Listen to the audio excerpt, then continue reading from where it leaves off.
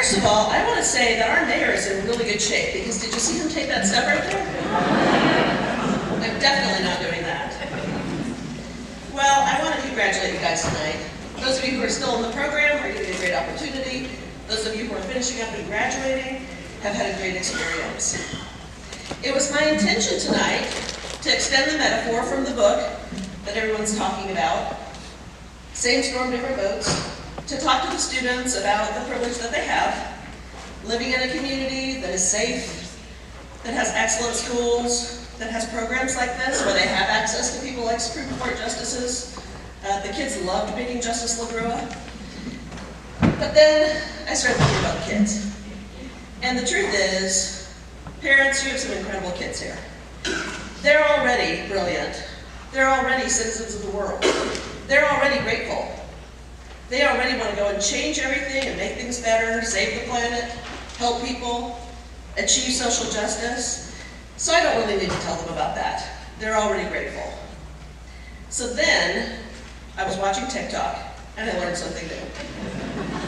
Apparently, my generation, and probably yours, Generation X, is very famous for our helicopter parenting. And apparently, according to TikTok, that's because our boomer parents did not helicopter us enough. Is that right, students? Yeah. So, fortunately, my mother's not here tonight. I wasn't a latchkey kid, but that thing about drinking out of hot water hoses in the yard, that's true, you guys. We did that and we burned our mouths. But, whereas we had tons and tons of freedom, our kids really don't. What our kids have had is tons and tons of pressure.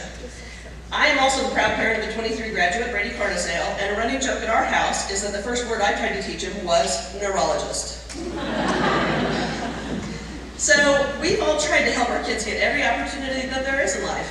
They started orchestra at 2, right? Karate immediately, we put them in everything. Our schedules revolved around getting our kids to where they needed to be so they could get every chance and every opportunity that we wanted them to have, right? But you know what it was? It was stressful. And when I talked to some kids a couple years ago from Northview, I asked them, what's the biggest pressure in your life? What's your biggest hurdle? What's your worry? What do you guys think they said? Our parents. We're terrified of our parents.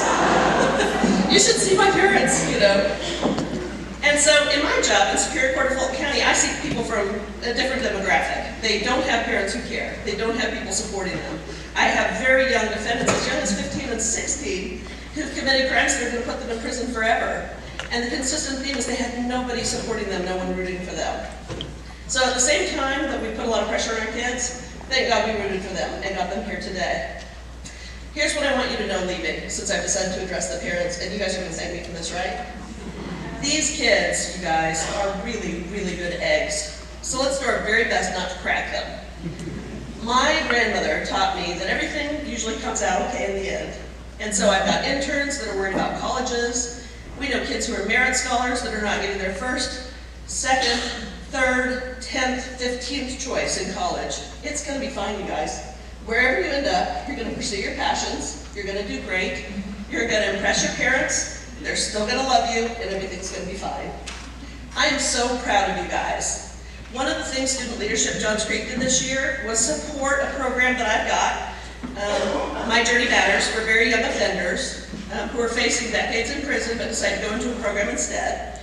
What we learned is our young offenders are also young parents, and so we created parenting classes. And our interns and all the kids in Student Leadership Johns Creek organized, collected, purchased gift cards, diapers, formula, and I have a room in the courthouse that still is supplied with all of those things.